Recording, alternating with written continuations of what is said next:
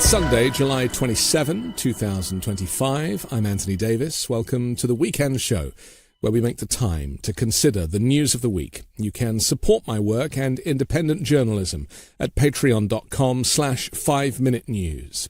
Our guest today is the founder and publisher of Courier, a pro-democracy digital news network with newsrooms in 11 states. Tara McGowan, welcome back to the Weekend Show. Thanks for having me, Anthony. Tara, it's a weird time for the media, aside from everybody else, in as much as it seems that the Trump regime, with this authoritarian takeover of government, is extending its reach to silence the media. And while some people, when they heard that the Stephen Colbert show was being ended, not just getting rid of him, but ending the show, the historic show that has been running for decades, people seem to be more worried about would Stephen Colbert find another job than what frightened me, and I'm sure you, which is that Trump is now reaching to popular culture. And this was all written in the pages of Project 2025, so it didn't really come as that much of a surprise. But the reality is that media companies now, because of their ownership, because of needing FCC approval, they're going to have to watch what they say. Yeah, that's right. I think that this is as you mentioned, predictable, but very, very dark turn and step towards authoritarianism by this administration and by Trump. Because to your point, it's one thing that is really, really bad and dangerous to censor journalism or, get into the position of trying to call balls and strikes on how media networks are reporting their news or editorializing their news. There could be arguments and debates in there that could be reasonable. I don't think we've seen those out of the Trump administration, but that's one classification, right, of debate and dispute and ultimately censorship. When you are censoring social commentary and in particular comedy and parody, that's very different, right? That's actually just silencing something that isn't meant to be fact-based or about informing the public about serious matters. And it really also is just another clear demonstration of President Trump's strategy, if we can call it that, about really just silencing people he doesn't like or people who say things he doesn't like about him, right? And that's really how Trump is running the entire government, is really about, are people bowing down to him? Are they kissing his ring? Are they giving him hundreds of millions of dollars? Are they saying the things that he wants them to say? Are they censoring the things he wants them to censor? And if they're not, he will punish them, whether that is by ensuring that their show is canceled, like Stephen Colbert,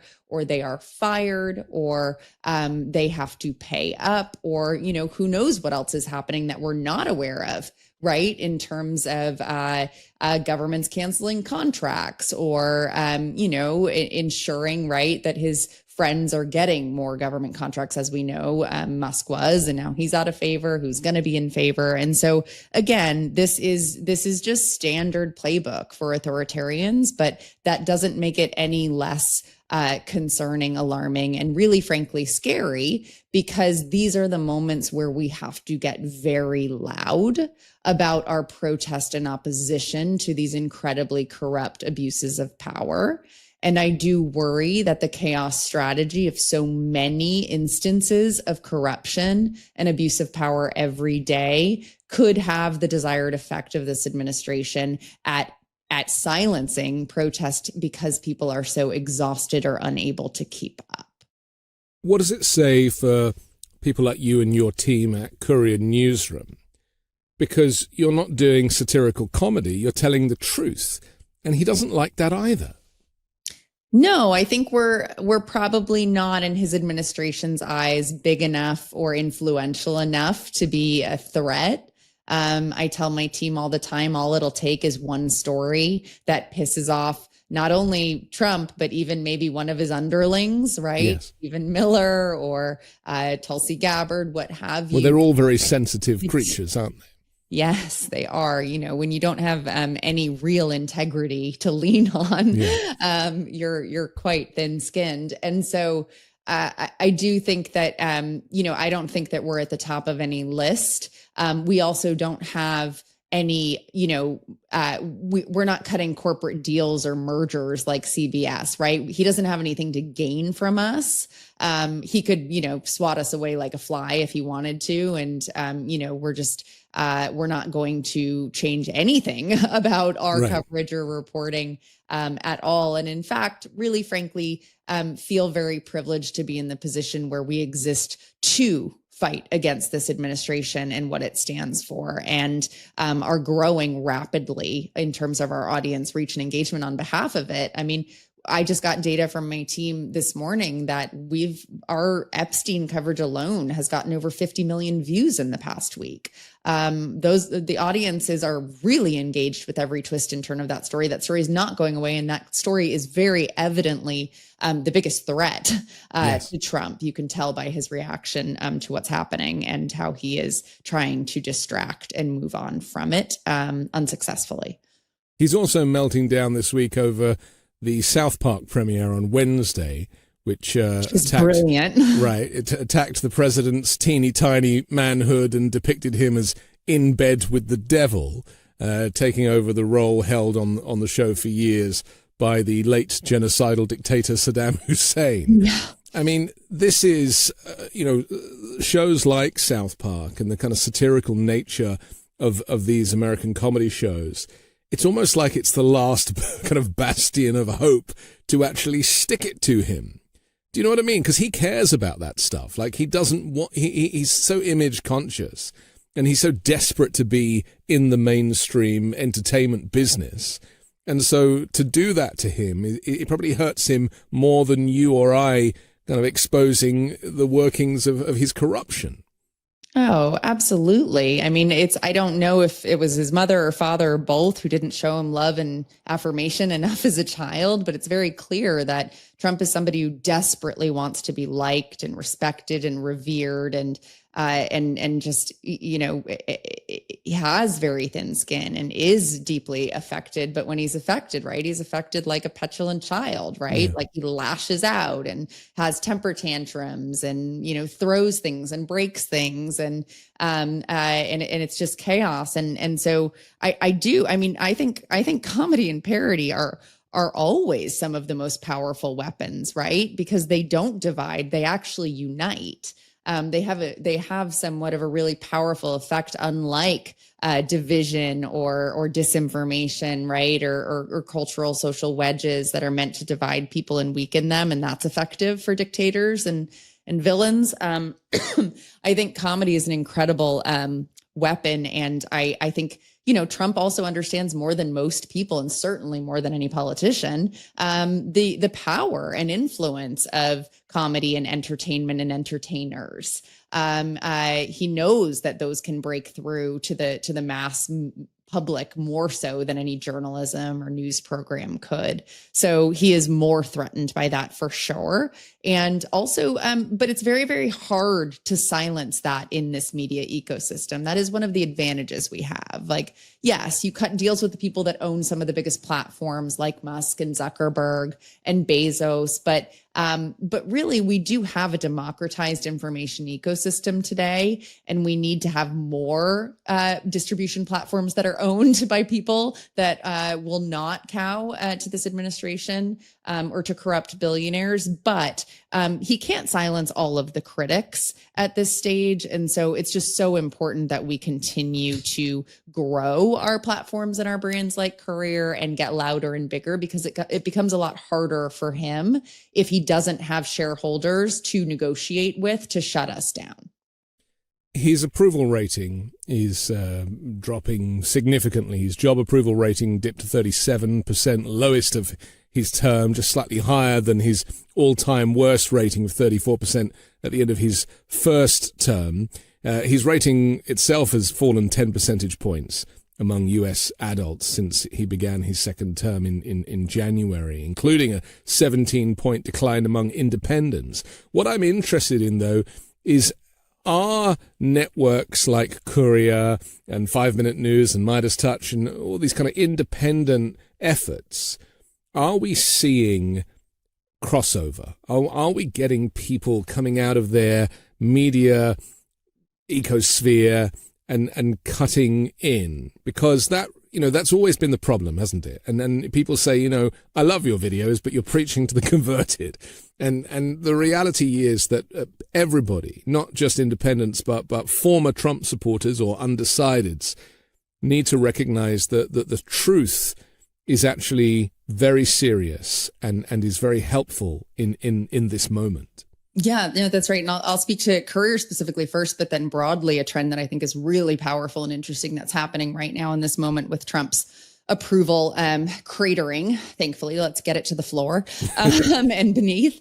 But so on Courier's point, we are unique in this kind of pro-democracy media ecosystem in the sense that we really aren't preaching to the choir. Our state networks really preaching to the folks that are more disaffected, more turned off from politics. A lot of folks that maybe voted for Biden but didn't vote in 2024 for Harris or for whatever reason. These are the folks that, they are more prone to being supportive of economic populism and anti-corruption, right? Sort of where we often say the circle meets between the right and the left. And so that's a really powerful audience, both in our states and nationally. Our national accounts that have skyrocketed since this election really are talking to younger and multiracial audiences who, again, not as engaged, but very engaged against Trump, but, were either too young or really not paying as much attention during the Biden years. And so I think we're playing a really powerful role in that respect, because these are folks who are engaging more and more every day. And our growth is coming from these audiences that are not folks like me and you, who are consuming readily all the information and have been for a long time. But on the ones that are, more talking to the choir, I think their role is so important because those are the folks who then are going to donate to campaigns and organizations. Those are the folks who are going to be volunteers. Those are the folks who are going to share good content and information on their platform. So it all plays a role. The trend that I am seeing right now with Trump support cratering that is so delightful, and we need some delight where we can find it, is that because of the way these social media platforms and streaming platforms like YouTube have been built and designed, they really do, engagement reflects where audiences are, right? And of course, things can be manipulated, but in general, based, the polls, right? Americans are not in support of a lot of Trump's policies right now.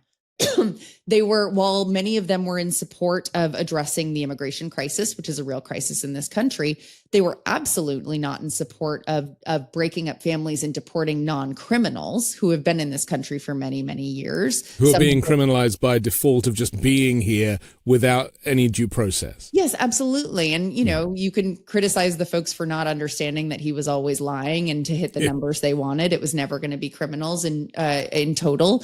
But who cares, honestly? I don't care about that. I care that they are now seeing what's happening and not on board with it. And also, same thing with the tariffs, same thing with Medicaid cuts. When people are aware of the Medicaid cuts in the betrayal of a budget bill that was passed by Republicans in Congress, they are really not happy with that. That is going to absolutely implode our healthcare system beyond just folks that rely on Medicaid and Medicare. And so, and even the Iran war, right? So the attacks on Iran, new wars. That was no new wars. America first. Where did that go? Right. And so all of these nicks. And then, of course, the biggest and most powerful story is the Epstein story, right? We know now that he is noted many, many times. Trump has mentioned many, many times in the files, but we don't know exactly what they are desperate to hide. And this was one of the biggest promises he made. So to get back to your question, the interesting trend we are seeing is that because people, including Trump supporters, are turning on Trump or feeling real sense of doubt they've not felt, or skepticism or concern or anger at this administration, some of the biggest right-wing podcasters and pundits who helped get this man reelected to the White House are the ones turning on him, which is further feeding this migration away from Trump. It does not mean they are going to move to the left necessarily. No, but it's creating a split for sure. It's creating a huge split. That's why Trump is still in a defensive posture, not able to move on from this story, because the media ecosystem he relies on to carry his message and his agenda forward is not on board right now, because they still want to get the reach and engagement and the money that comes from it, from these platforms and these shows. And so it's really a market disruption that's happening right now, politically and in the media space. And that's really beautiful, because they are the most powerful messengers to move MAGA voters away from Trump, not us. We're hearing that it was back in May that Trump was told by Pam Bondi, the Attorney General, that his name appeared multiple times in the Epstein Files. And then they basically said, you know, we can't release any additional documents, which contradicted what he had said previously to his base. Now there's the backtracking. Now there's the cover-up. Now we're seeing the Attorney General is about to go meet with Ghislaine Maxwell, probably to cut some kind of deal, so that, you know, Ghislaine Maxwell goes on the stand and says, no, that Trump was nothing to do with it, and then she gets her 20-year sentence reduced. Is that how you see it? Because it seems pretty obvious to me. Oh, yeah, I absolutely think that's what's going to happen. But I don't know that that's going to make a difference right now in assuring the MAGA base really upset and calling for the truth, because what they were promised was for him to rout out the quote unquote deep state and shed light. And essentially, he was saying that he was going to throw a bunch of Democrats and Bill Clinton and fake news media executives in jail who were going to be in the files and be complicit in the Epstein sex trafficking. And instead, it's very likely he is one of the most complicit people noted. And, you know, why would he go to these lengths? This is now one of the biggest, if not the biggest, political cover-ups in American history, since we have the Department of Justice involved and complicit. We have the CIA now involved and complicit, and the White House. And so, I mean, this is a really big deal. This is not just, as Nancy Pelosi weirdly put it this week, a quote unquote distraction. Well, it makes Watergate look like a joke, really, doesn't it? Serious story and a serious cover up. And I don't know anyone, including on the far right, who is remotely okay with anyone in a position of power having been involved with the sex trafficking of young children. And it also points to the fact that Ghislaine Maxwell is a completely uncredible witness, because she is arguably one of the most prolific child sex traffickers in history. And so who cares what she has to say? She's already been found guilty. She's already serving her time. The fact that Trump needs to use her to be his star witness is a joke. That's right. I mean, think about it. He has all the leverage with her possible. She wants to get out of jail free card. He's great at that, right? Right. And so, I expect that to happen. I don't expect it, how far this story has gotten and how he's not been able to distance to it, that will shut it down for them. Yeah, I agree. I think they are so desperate that it is an absolute moment of opportunity and strength for Democrats if they're willing to take it. Because we have not had a moment of like this where we are not in a position of defense. We are on the offense right now. He's on the ropes right now. He is on the ropes, and there are going to be more and more defectors within his ranks on account of this. I mean, not least people like Dan Bongino, the deputy FBI director, who was when he was working as a right wing or far right podcaster. He was all about this. I mean, so was Kash Patel, who's running the FBI. I mean, it's almost like the criminals are investigating the criminals. It's you couldn't make this stuff up, Tara. I know. And, we've all, I think, come to believe that he was Teflon, right? That he was invincible and immune to all of this. And we're seeing the fear in this man. And that means it's really bad, because he's he does horrific things unapologetically on the surface all the time, illegal crimes, corruption, what have you. This has got to be really bad. And I'm going to go ahead and say it. It is very likely that he participated in sleeping with underage women, given all the evidence we have to support that is a very likely situation.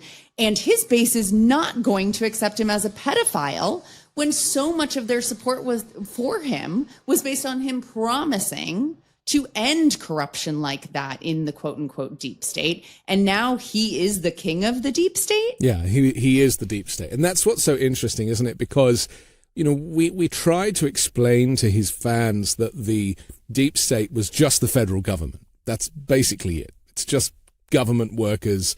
And Trump, as an authoritarian, wants to be able to control everybody, which is why he fired so many people. And the only people he is now allowing effectively to work for the federal government are people who pledge their allegiance to him rather than the Constitution. And so that in itself is its own deep state. He has created a deep state far worse than any deep state that existed before. Except maybe Putin's. I don't know. Well, maybe he's trying to emulate Putin. I mean, this is what we're actually dealing with right now. But our country is very different. It was built on social protest and built on these pillars of freedom of speech and religion and division of church and state. All of these things, right? We can't forget the DNA of this country is not the same as some of our counterparts.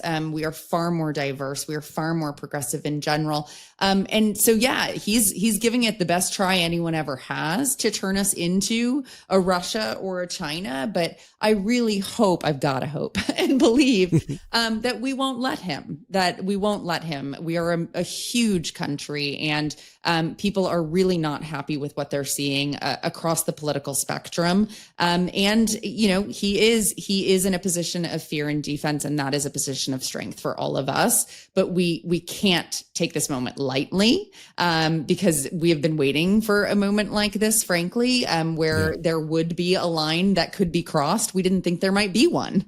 We didn't think there was a line he could cross with his base. This appears to be the one. And that can open up a lot more opportunity to create a very, very, very inclusive movement against this kind of corruption. Frankly, on both sides, right? We didn't used to talk about Epstein seriously years and years ago because a lot of Democrats, I don't think, wanted to talk about it either. No. It is amazing, isn't it, when you look back to the kind of 80s and even the 90s to a certain extent, even as far forward as Harvey Weinstein and the Me Too movement, just how complicit and silent so many people were. And I mean, even when I was much younger and I was working at the BBC and there were characters there who we know about now who were just allowed to run riot. And it, it's a stain on the history of media and entertainment, certainly. But it's almost like the lessons are never learned. And Trump is very much of that generation. He really is man of the 80s. And he embodies all of that kind of vile, misogynistic, toxic masculinity that we're trying to turn our backs on. Yes, and he made it to the highest elected office. Right. And most he was rewarded in for the all world. of those things. And so we all know what happens to you when you have an ego that is fed with power or wealth or both, right? You lose touch with if there's anything you can't do, if there's anything you can't get away with. This is such a fascinating moment we're in because he clearly knows that something he has done is a bridge too far for communities that he relies on to maintain his power and influence. That's why he's trying to create diversions, like they're going out of fashion now, releasing the MLK files or announcing that he's convinced Coca-Cola to start selling sugarcane instead of the alternative. I mean, his own strategy is working against him for the first time. Right. Nothing's sticking. Right. Nothing is sticking. I get a sense, though, that people don't take him as seriously as we should. And I think partly this is because he is a clown who literally wears clown makeup and is ridiculous in so many ways, certainly in as much as he can't finish a sentence and he does the weave and all that stuff, But the problem with that is it is softening the edges of the dictatorship. And I think that if he looked a little bit more like Hitler, then maybe people would take it more seriously. But because he is a clown, and this is America, it is that much more informal. Do you worry, like I do, that, the component parts of this authoritarian takeover of government, including things like Palantir now kind of getting a government contract to surveil everybody and bring everyone's data together, I mean, that kind of stuff, the serious stuff, sometimes gets lost because he is such a joke. Oh, I think that's absolutely right. And I think you raise a really interesting point, Anthony, because we were just talking about this, but we also know that one of our strengths against him is that he is thin-skinned and he is not really the strong man that he projects himself to be and wants to be. And yet, right, that does run the risk of folks not, right? Like an effective attack against him is not to call him a strong man or an authoritarian or a fascist. We saw that in research before. And yet, are we not raising alarm bells enough to wake people up to see the threat of this? And I kind of worry it's a little bit like climate change, where until they feel it, they won't believe it anyway.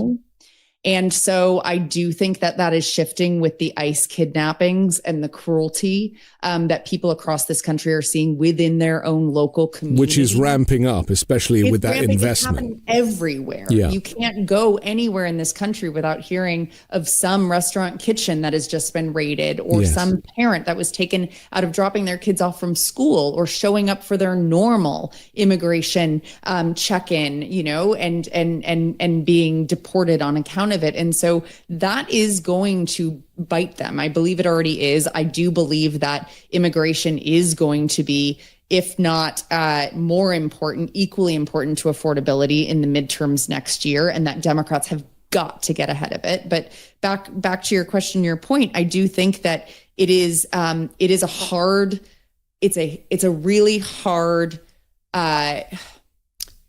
it's just a hard thing to be able to, it's a hard balance to strike between actually mocking this man's fragility, emotional fragility and stability and seriousness, and ensuring that folks know what's coming. Because yes, now he's firing comedians, not just journalists, or settling with big corporations. What's next is, who is he going to be jailing? We know how this goes. Yes. A lot of them, the American people, do not think it will go there. It will absolutely go there. All your worst fears will come true. Yeah. Yes, we already had a U.S. senator thrown to the ground and arrested for simply showing up at a Homeland Security press conference in his district, in his state. And so, I mean, we are going to start to see, I think, more political violence. We're going to start to see people that are jailed, silenced in other ways. And my hope is that, you know, they are not able to silence all of the attention those moments will get. And then a lot more people will wake up to how serious this is. Also, the jails and themselves, the conditions, I think, is something that people are very emotionally connected to. We try to describe some of these places as concentration camps because they are.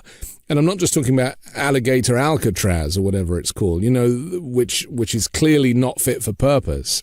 But these designs of cages in temporary shelters are going to be cropping up all over the country, certainly in Republican states. That's right. And Trump is kind of celebrating that, you know, this is a solution to the immigration problem.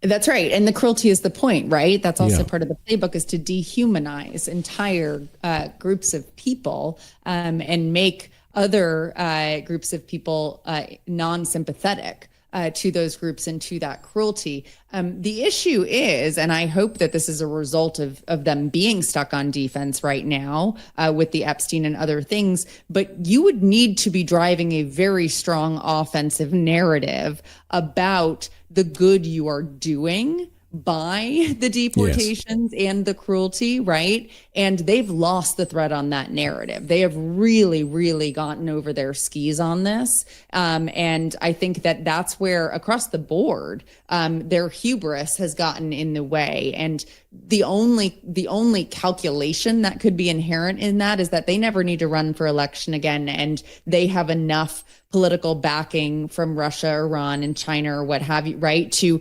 actually be able to create a full military state in this country. I don't believe that that is possible.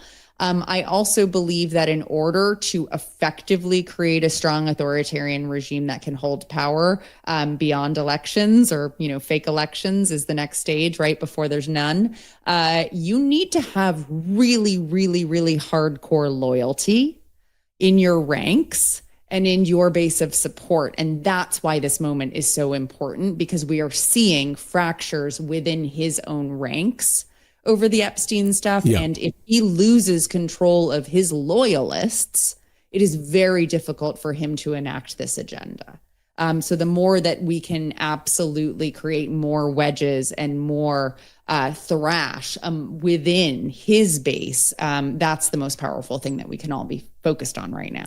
The timing of the authoritarianism is massive in terms of the trajectory. Just 6 months in. And if you look at the way that they have shifted illegal immigrants, or undocumented migrants, as we would call them, just to being criminalized by nature of being here. We've heard Tom Homan say, well, they came in and that means that they broke the law. That rhetoric is only going to ramp up. I mean, Hitler wasn't able to do this much in 6 months early in his tenure. And that's my concern, is that they are just, I know they kind of chose 100 days as a point at which they wanted to get a lot of this stuff done, but we know that Stephen Miller threw a fit and said that 1,000 arrests a day wasn't enough. It has to be 3,000. The net is widening, and at this rate will start to include American citizens that don't agree with him or who write things on social media against him. I mean, that's my fear, is that it will become that. And as you say, that is detrimental to a legitimate vote if we get one. Oh, yeah, absolutely. I mean, I think it's going to be hard pressed, because it was a very good story to tell for folks who were aware of the real problems at the borders, or other folks who just wanted a scapegoat to blame for their own economic challenges or financial challenges, right? Like, that's how he wove this narrative. We've seen it in other countries as well. But now that so many people are seeing people that they care about, people whose kids go to school with their kids being affected by this, I do think that the outrage is growing in parallel. And, it all depends on how much order they can essentially enact on people, because I do believe that the protests will get bigger and louder related to this. I don't think it's Pollyannish of me to be hopeful about that. I think that it is going to be a building movement, but the more that we keep them distracted from that as well, I think benefits us, so they can't actually control the narrative around what they're doing as well. I want to talk more about the protests. I also want to talk about this settlement with Columbia University and a whole lot more. We'll do that next here on The Weekend Show. Have you ever left a doctor's appointment feeling like you got nothing useful? Maybe they just said you're fine, or told you to drink more water. No real data, no game plan, just a pat on the back. Well, this is why you need to hear about Superpower Health. Superpower sends a licensed professional to your home. You can even visit a nearby lab, and then runs a massive lab panel with over 100 biomarkers, way more than what you'd normally get. Their app includes detailed information on your heart, liver, thyroid, hormones, metabolism, vitamin and mineral health, and even environmental toxins. And with that data, we get the opportunity to find out what supplements we might need, or how much sleep would be beneficial, or what our diet should focus on. Superpower's actionable health plan gives you supplement suggestions, nutritional guidance, lifestyle and behavioral adjustments. You can even get your true biological age that you can track over time. Superpower not only gives you an initial plan, but it actually tracks your results across your lifetime. Each test builds on that, giving you a full picture of your progress year after year. Stop only reacting to health problems and start proactively improving your health based on personalized data. For a limited time, our listeners are getting $50 off an annual Superpower membership by using code WEEKEND at checkout. Just head to superpower.com and use code WEEKEND to get our exclusive discount. Your biology decoded, your blueprint activated with Superpower. After you purchase, they'll ask you where you heard about them. Please support this show and tell them that our show sent you. When you start a podcast, it seems like you have to figure it out all by yourself. Script, setup, filming schedule, logos.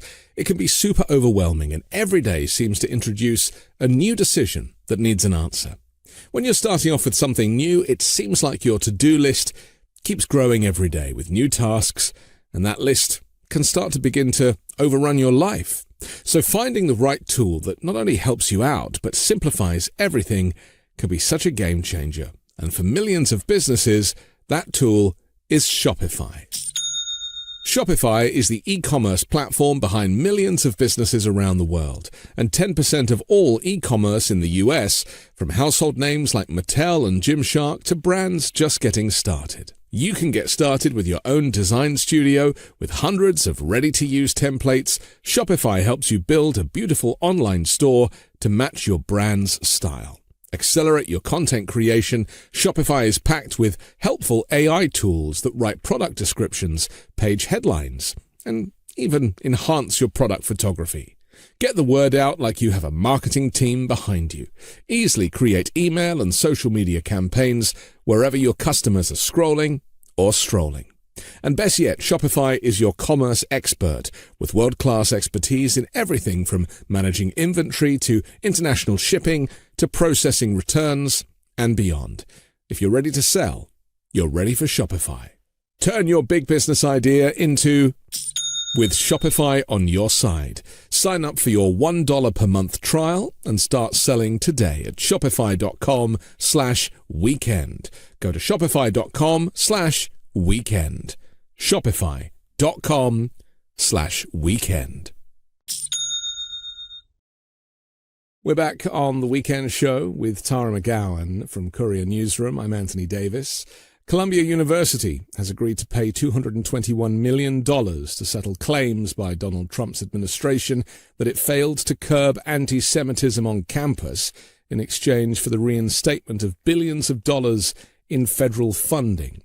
This is so layered, isn't it? And it's also really unfortunate that these are the terms with which this dictatorship requires an establishment, a kind of learning establishment, to operate. What was your reaction personally when you heard this news? Shame on Columbia. I mean, I don't know the details, right, of or the calculation of the folks at Columbia or their legal team in terms of what they think they're protecting through this settlement. But we are losing against Trump and his administration and / regime every time a settlement is made over a fight.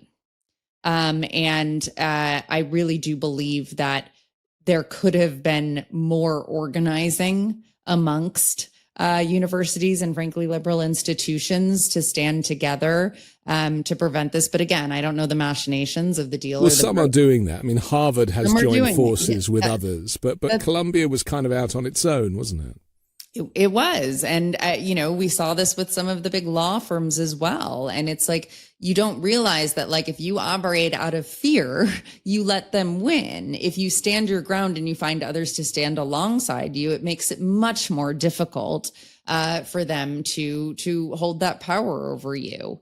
And now, there is a precedent for them to do this with even more institutions. And that's the goal. The goal is not to settle and make peace and then go away. That's what I don't understand about anyone who's settling with them. It does not protect you. It will not protect you for the next time something happens related to your institution. Yeah.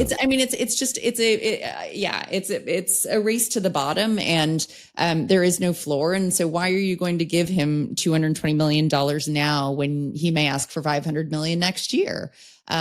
So it's an unbelievable act of cowardice. And again, I don't know the details, but anyone who does not fight and anyone who decides to settle is now complicit. It's complicit with the agenda of this administration.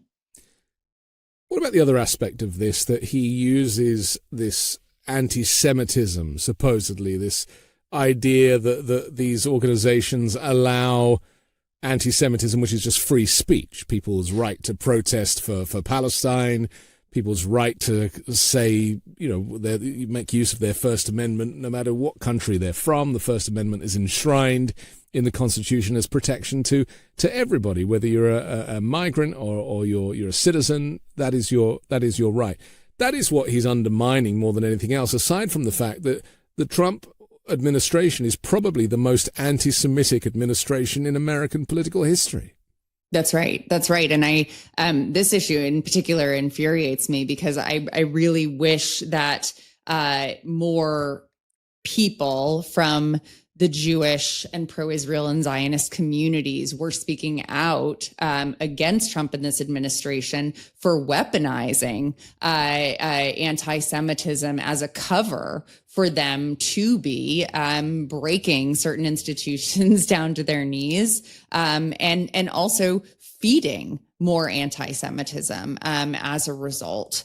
And he knows what he's doing with this division. It has nothing to do with protecting Jewish communities whatsoever. And what he is doing, modeled after Hitler and concentration camps, with the way that he is approaching immigration and alligator Alcatraz, that should have and I know that it does have much of the Jewish community in uproar. And so I am very concerned about that, especially for folks that are not paying very close attention or deeply engaged in this and may think, oh, he's great for Israel. That's not true at all. I don't believe. And so I think that's it's really scary because he's finding a wedge that enables a community of folks to sort of turn an eye, because there is also really, really, really negative work and organizing happening on behalf of terrorist organizations on the other side that is not reflective of just generally students and folks who protest against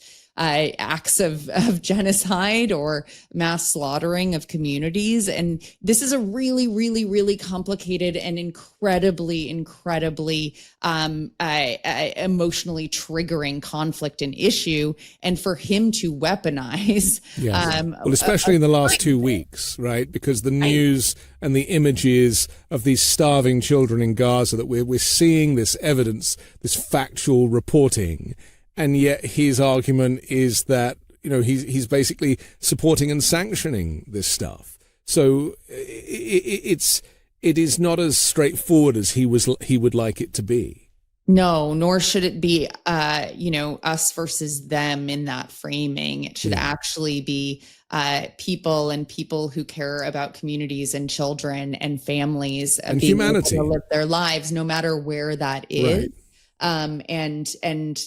This is, it's just really scary because that's how he's creating some cover, for what he's doing and silencing a lot of, folks who would be very much against people from their own communities being deported, without any due process, for standing up and speaking out in this country and using their freedom of speech to defend their background, their ethnicity, their home country or background, and so it's very, very, very, very vile. And I think that it is, I don't know where it goes from here. But he's going to try to divide as many people as often as possible, because that's how he can be able to maintain any sense of power or authority. Do you think any of these test cases, these well-known cases like Rumeysa Öztürk, who kind of wrote that shared op-ed years ago in her university paper and then gets abducted off the streets by ICE and spends weeks in detention, but eventually gets freed and gets out? And the same with Mahmoud Khalil, who was showing up for his naturalization interview or something and gets abducted there, who is also now finally freed. Like, do you think that these test cases that have been so heavily publicized are going to shift the regime's position on going after these types of people? Do you think it makes a difference that, despite the justice system being a disaster in the short term, in the long term, they do actually get some justice?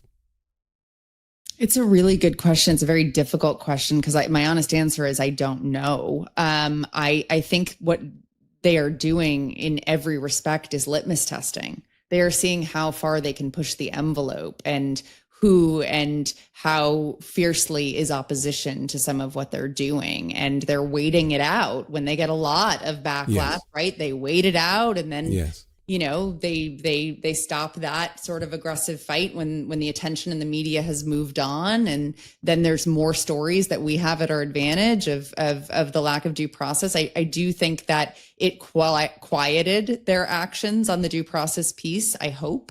But I think it's a matter of time, right? They're pulling every lever they can. We go from one thing to the next, right? It was not so long ago where they were trying to turn California into a police state over the protests on ICE. And, now the focus is right now they are in defense on Epstein, but who knows what a month will come. And well, he did say the sanctuary cities are going to be the focus going forward. And with $170 billion of investment into an ICE kind of military that will be bigger than many nations' militaries. That is the future police state. The kind of Blade Runner-esque LA that I don't think many people are looking forward to. Yeah, that's right. And he's also laying the groundwork for a civil war, because in that massive, horrible bill that was passed by Congress, there are actually penalties and budgets stripped from blue states that aren't stripped from red states. And different treatment of these states. And so, what he needs to do, because most of the economic power in this country is in blue states, like New York and California and others, is that they would have to take military control of those states if there was division. And so there needs to be a lot of unity amongst blue state governors who have a lot of power, right, at this stage to be able to decide what they obey and what they don't from the federal government, and to pick those fights thoughtfully and to bolster their unity and their networking. And, he made threats against Zoran, right? Yes. Mamdani, who is very likely to win the New York City mayoral race, and I wouldn't be surprised if he were to win, and he's the first person that Trump tries to arrest or detain or deport. I mean, that's what they're saying, and push the envelope on. So we're just going to continue to see this, and it's not. It's not wag the dog. It's not performative, but there is an element. There is a performative element to it where they are actually taking these unlawful and horrific actions in order to gauge how bad the backlash and amongst who it is. So are you suggesting that protest is kind of the last available response from people? Because aside from the vote, and we can talk about that later, but protest in itself, I always say on this show, it is harder in the US because there's no social safety net, and criminal damage is criminalized so much that some people are frightened either because they might lose their jobs or they might get a criminal record and then they won't be able to get a job. And so there isn't the appetite for protest here as there is in Europe. And so when people say to me, oh, why don't they protest here like they do in the UK or in France? I'm like, well, those are the reasons. It's risky. But do you think that these rather brilliant protests that we've seen, No Kings, for example, how much of an effect do you think that they are having on Trump as an individual, but also on the regime itself?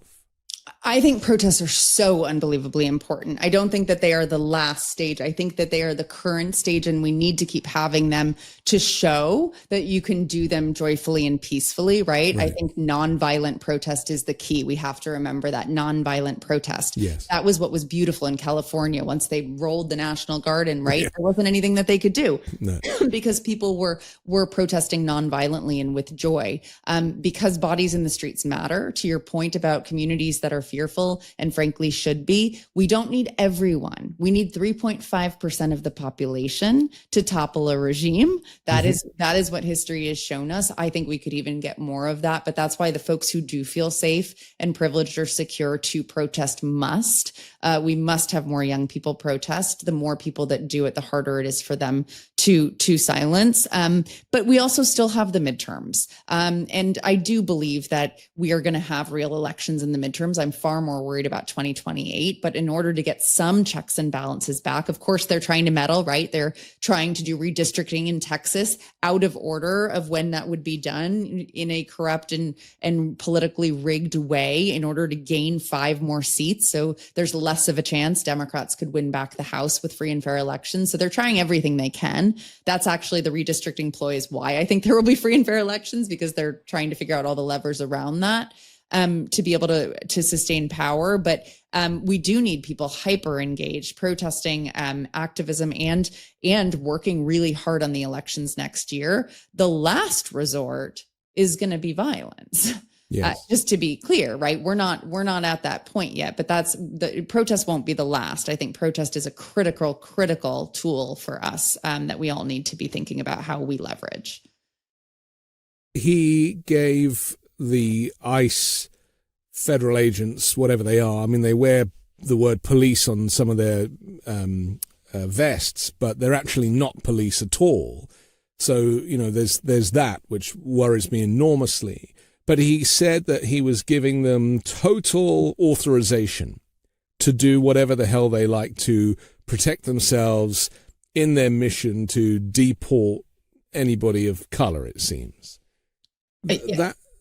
Go ahead. I was going to say it's terrifying. We've also seen a lot of stories and instances across the country of men posing as ICE agents and taking women and raping them. And we're going to see that increase because they are not police officers. We are also seeing stories of heroism, videos people are posting that they are filming from their front stoops as they are protecting their neighbors or their roommates by demanding a warrant and knowing their rights.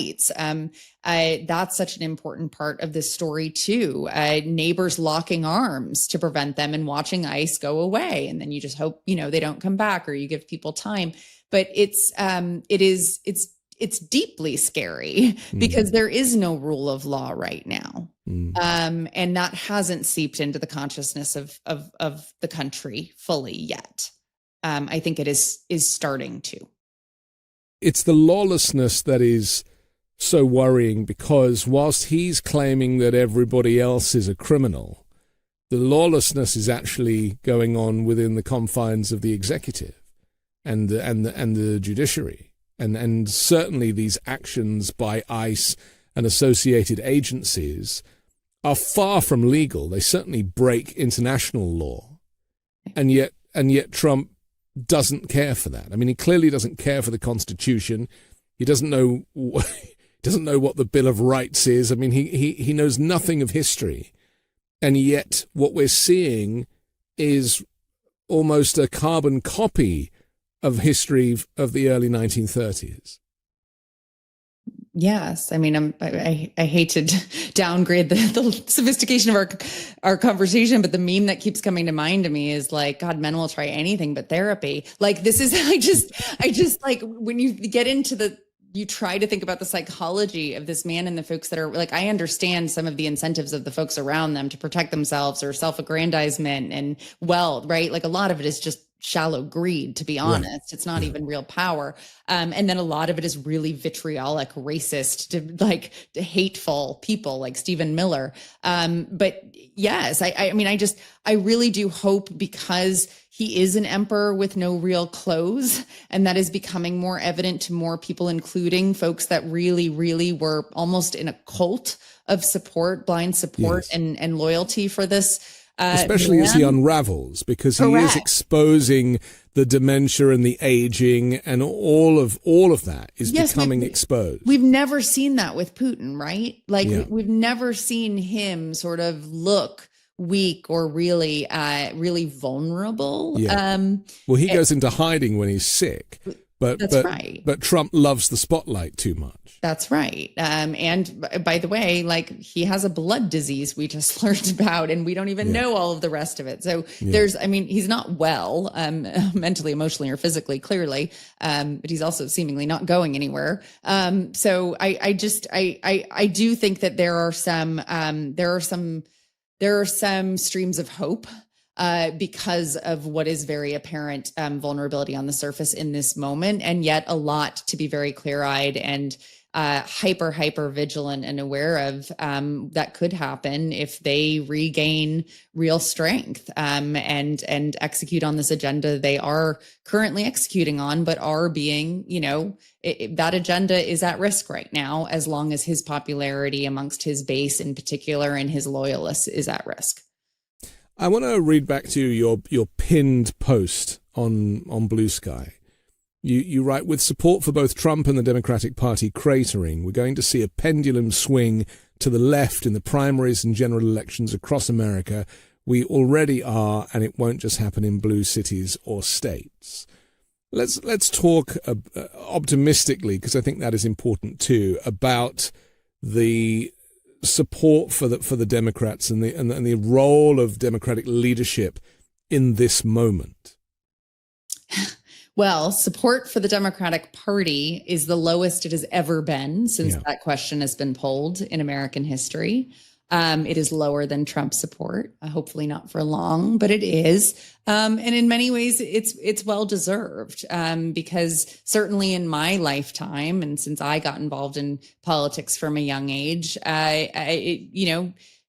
Democrats became the party of elites, and they hid or gaslit around corruption and entitlement and protected the big banks and corporations. Not as much nearly, but certainly enough to sow mistrust. Meanwhile, income inequality only continued to grow and grow and grow under the policies of both Republicans and Democrats, less so under Democrats, but still grew. And people are angry. And Trump and the right wing rightfully noticed that and then hijacked populism. Sold them a bunch of lies that they were going to root out the corruption and they were going to level, the playing field, and they were going to make it possible for everybody to get rich with free markets and America First policies and bring back manufacturing and, all a bunch of bullshit that's now very clearly being seen as to be bullshit. And yet Democrats didn't really fight. Including still many don't, who are hanging on to power. And so, I am somebody who has been a lifelong Democrat. I voted Democrat in every election, and yet I'm fed up and frustrated with the establishment leaders in the Democratic Party. I am seeing friends who have also worked in Democratic politics for a long time now call themselves independents. And it's not because they'd consider voting for any form of the Republican Party today at any level of government. It's because they don't want to be associated with the Democratic Party. And it's not just a brand problem. It's a values problem. Mm-hmm. It's a leadership problem. And it's not going to be fixed by the ones who got us into this mess. And where my hope stems from about this is because we have an unbelievable bench of incredible, diverse, young talent rising in the ranks of the Democratic Party who are literally just being boxed out by the folks who will not let go of power. We had 8 Democrats over the last few years die while in office from complications of old age rather than retire and spend time with their grandchildren. Yeah, it says a lot, doesn't it? Would be unacceptable. Yeah. And so I do think that the tide is turning. It's just so maddening to me that we have to fight against people who do more or less share a lot of our values and have been and led wonderful careers to help advance progress in this country, who are standing in the way of progress and fight right now when we need it more than ever. Bernie was right all along. Bernie was always right. I just don't think Bernie was ever a coalition builder, which made him the wrong messenger, but his message was always right. Yeah. People forget that Bernie is an independent, don't they? I think they sometimes lump him in with Democrats, and yet his message has never changed. But we see him joining forces with AOC, with their tour, which is drawing huge crowds, or has drawn huge crowds around the country. And you mentioned Zoran Mamdani. I mean, what he's doing, not just physically, but even on social media, kind of harnessing, answering questions that really, things that need to be spoken about that traditional Democrats tend to kind of shy away from. How important is that? Because obviously going viral is how you win elections these days. It's the most important thing. Authenticity and transparency are the most important traits for you to earn trust of people. And if you are running for elected office, you need to earn people's trust and their support. They don't even have to agree with you to trust you. That's what we saw with the outliers in the Democratic Party who outperformed and won where Kamala Harris didn't last year, is that they were folks that their constituents trusted, regardless of whether they agreed with them. So they were willing to cross partisan lines. I think that today, if you shy away from any topic, your audience is going to wonder why. What are you hiding? What can't you say? And the more that, and I'm seeing this in certain races right now, Democrats don't want to talk about immigration, but it is a topic they must confront, and they must confront with strength and morality, because they can win on this issue if they do so in this moment. And if they say, nope, we're only going to talk about affordability, but that's not where your constituents or your voters are, then you're out of touch with them and you don't deserve to win or hold power. Well, you have to talk about everything as I see it, because nothing should be off the table or off limits, and you shouldn't be frightened to do so. And I guess, I mean, I speak, from the experience of living in the UK when Brexit was on the horizon, and then the opinion was, well, if we do Brexit, then all the jobs will come back and we'll get rid of all of these Europeans taking the jobs and everything's going to be rosy. And that was an unmitigated disaster. And now they find themselves in the same situation. They don't have European workers, but they have people arriving on small boats across the English Channel, and they are struggling to deal with this. So one problem created an even worse problem on the subject of immigration, precisely because they scapegoated a certain group. And that is the problem here. There is actually room for everybody, provided it is done in an ordered and orderly fashion.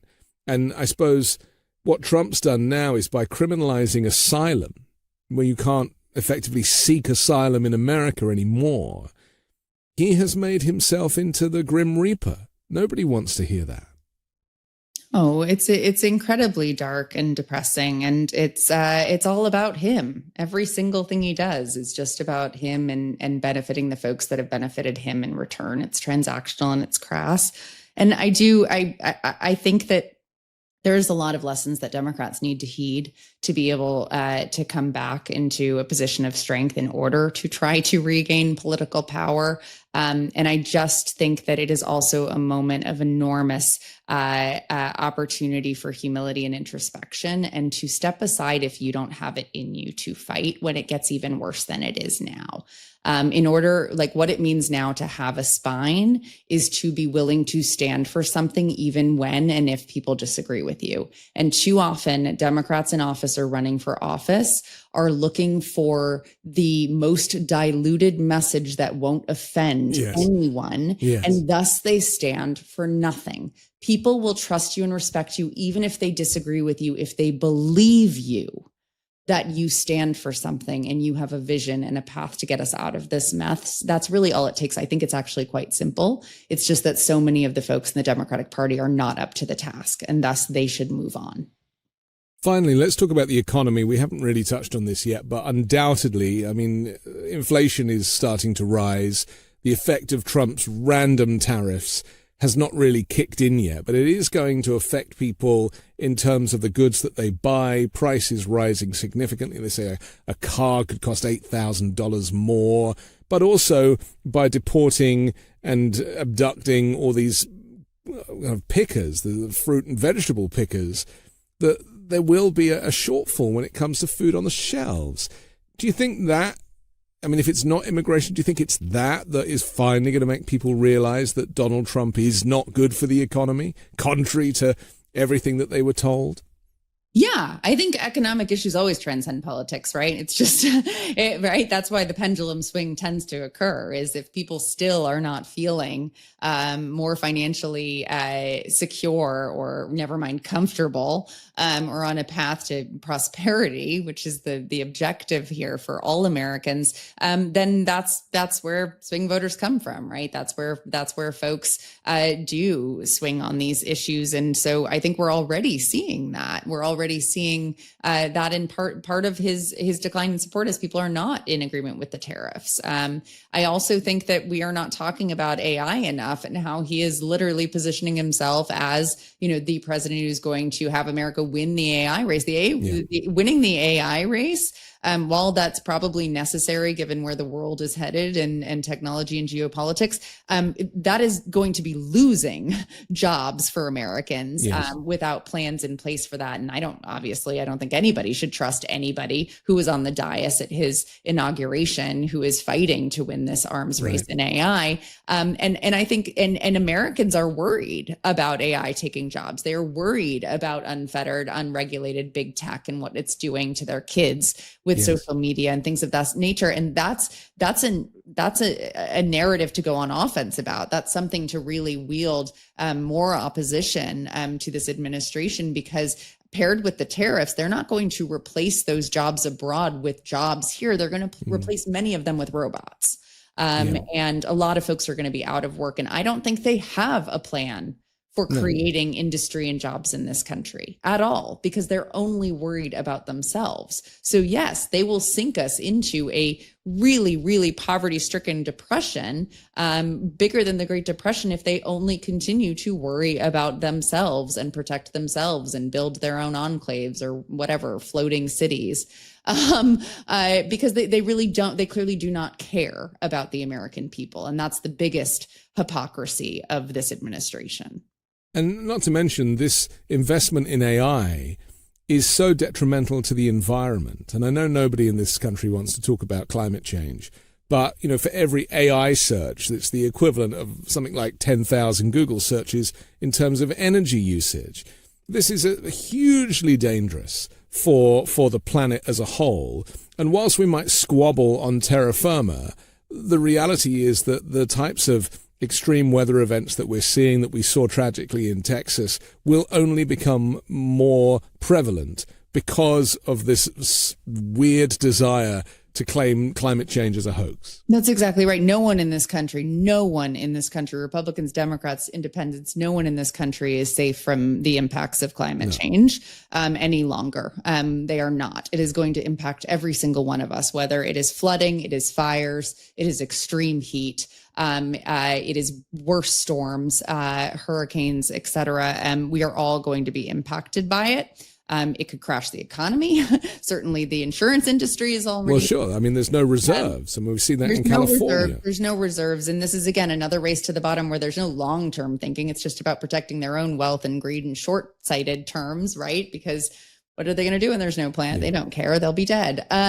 So to the point about AI and the impacts on that too, we've started to see a lot of stories actually get some good pickup and engagement related to the horrific water crisis that these data centers are causing in really low income and middle class communities in this country, where folks do not have access to clean water or plentiful water all of a sudden, because all of the water is required to power these data centers. And, Amazon and Meta are launching more and more of them and doing, big press junkets related to their expansion. Well, he's deregulated it. That's the thing. It's completely unregulated.